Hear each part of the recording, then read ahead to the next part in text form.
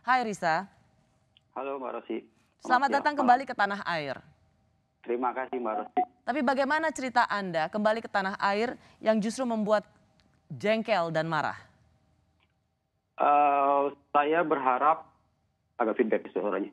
Saya berharap tadi awalnya memang ada pengetatan yang terjadi di bandara sendiri dengan protokol kesehatan yang ketat dan juga lebih tertata dengan baik dengan ancaman virus Omikron kemarin.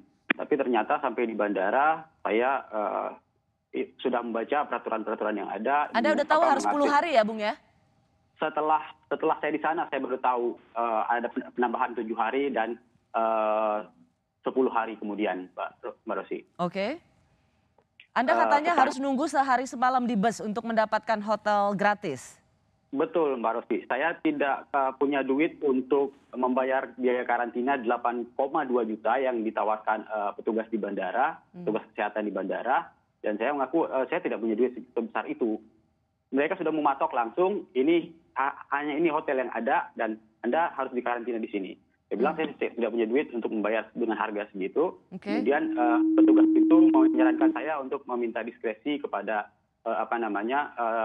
seorang tentara yang bertugas untuk mengatur para pekerja migran TKI, PMI untuk bisa dikarantina di Wisma Atlet Pademangan dan juga Pasar Rumput. Oke. Gitu, Mbak Rosti. Jadi karena sudah langsung dipatok 8 juta sekian untuk karantina, Anda memilih tidak mau karena nggak ada uang segitu. Sehingga Kalau saya masih 200-300 oke Mbak, ya. Sehari untuk harga itu. Tapi kalau untuk 8,52 juta yang ditawarkan itu terlalu berat bagi saya. Makanya saya memohon agar ada alternatif lain buat saya untuk dikarantina selain dengan hotel dengan harga itu. Tapi sama sekali nggak diberikan opsi ya? Tidak ada opsi yang langsung lain. Langsung 8 juta sekian?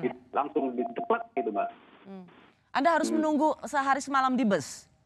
Betul.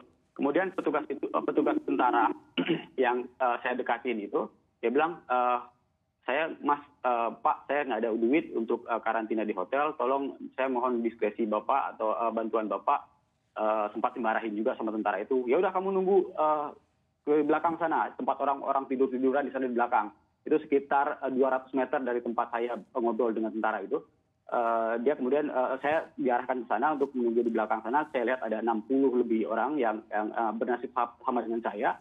Kemudian saya lihat udah tiduran. Saya ketemu dengan juga ada kelompok jamaah tablik yang pulang dari Pakistan juga kan. Mereka juga nggak punya duit untuk dikarantina di hotel dengan harga 8,5 juta. Kemudian saya tanya ke mereka datang dari Turki, dari Pakistan itu jam berapa? Jam 7 pagi. Sampai jam 9 saya datang, 9 malam saya datang. Dia juga belum dibawa ke Wisma Atlet sama seperti saya. Kemudian kami disuruh tunggu untuk menunggu penerbangan terakhir. Penerbangan terakhir hari itu adalah dari Jepang, sekitar pukul 12:30 malam.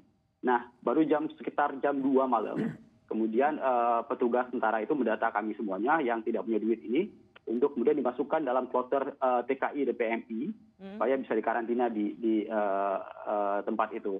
Nah, prosesnya panjang, Mbak, sampai dari imigrasi, kemudian kami keluar ke bis Damri yang disediakan, paspor kami disita, baru kami dibawa ke Wisma Pasar Rumput, Rusun Pasar Rumput. Waktu itu pagi itu sekitar pukul 2.30 kita nyampe, tapi kita nggak bisa masuk langsung ke situ. Berapa jam itu kira-kira? Berarti dari bandara ke Pasar Rumput itu kan sekitar 45 menit sampai 1 jam. Nah, sampai di Pasar Rumput kita berdiri di depan dari halte busway Pasar Rumput sampai ke pintu gerbang itu sampai jam 7 pagi, Mbak. Nah, untuk masuk ke dalam rusun, pekarangan rusun. Baru jam 10 pagi kita masuk ke mobil Damri yang kita punya itu, yang kita tumpangi itu, masuk ke dalam Pasar Rumput. Oke, singkatnya saya ingin bilang dalam sekian jam itu Anda terlunta-lunta saja ya dengan penumpang perjalanan internasional lainnya. Saya dikarantina di dalam bis. Bersama dengan orang lain?